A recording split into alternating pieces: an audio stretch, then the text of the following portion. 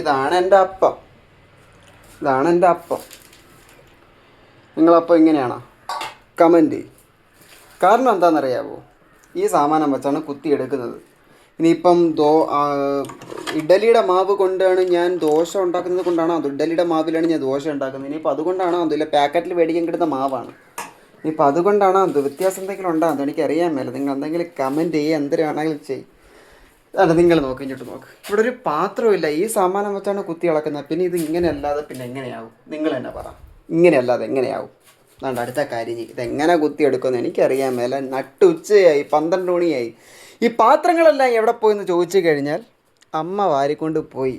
ഞാനൊരു സുപ്രഭാതത്തിൽ ഉറക്കണീറ്റ് വന്ന് അടുക്കളയിൽ നോക്കിയപ്പോഴത്തേക്ക് പാത്രങ്ങളൊന്നും കാണാനില്ല.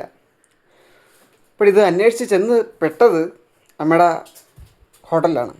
ഹോട്ടലിൽ ചെന്ന് നോക്കിയപ്പോഴത്തേക്കും ഈ സ്റ്റാൻഡിലിരുന്ന പാത്രങ്ങൾ മൊത്തം അവിടെ അടുക്കി വെച്ചിട്ടുണ്ട്. എനിക്കറിയാൻ മേല. കാരണം ഒരു തള്ളയ്ക്ക് മക്കളോട് ചെയ്തു തരാൻ പറ്റുന്നതിൽ ചെയ്തു തരാൻ പറ്റൂ. ഇത്രയൊക്കെ ഉപകാരം ഏതെങ്കിലും അമ്മമാർ ചെയ്തു തരുമോ മക്കൾക്ക്? ഇല്ല. ഇപ്പോൾ എൻ്റെ അമ്മ അതൊക്കെ ചെയ്യും. എൻ്റെ അമ്മ അങ്ങനെ തമ്മയാണ്. ഇത് കണ്ടില്ലേ?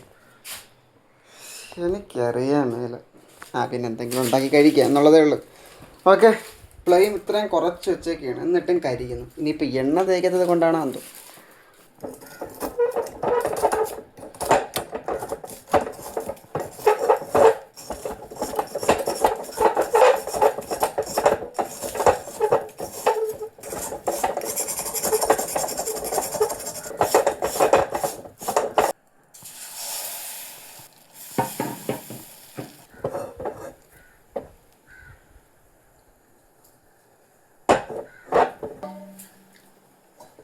ഈ കറിച്ചട്ടിയിൽ എണ്ണ തേക്കോ? എനിക്കറിയാൻ മേല.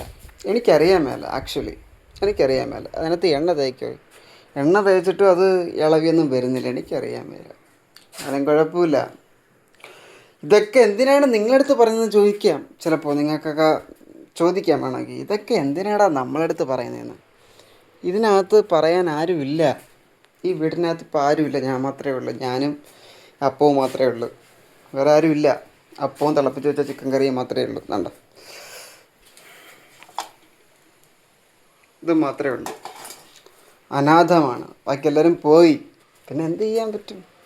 ഇതെല്ലാം അമ്മയടുത്ത് പറഞ്ഞ് ഇതെല്ലാം നിൻ്റെ അമ്മയോട് ചോദിച്ചാൽ പോരെ? ഈ പാത്രങ്ങളെല്ലാം തിരിച്ച് പറക്കൊണ്ട് വെക്കാൻ പറഞ്ഞാൽ പോരെ എന്ന് ചോദിച്ചു കഴിഞ്ഞാൽ എനിക്ക് അടിയുള്ളൂ.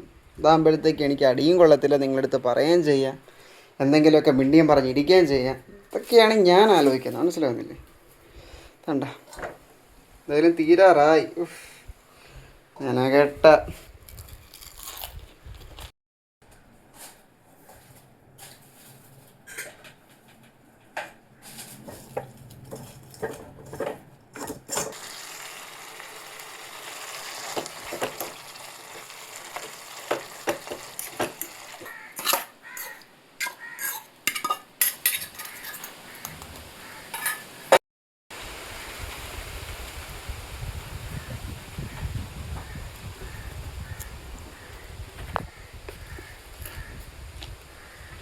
Oh my god. Oh my god. Oh my god. Oh my god. Mm.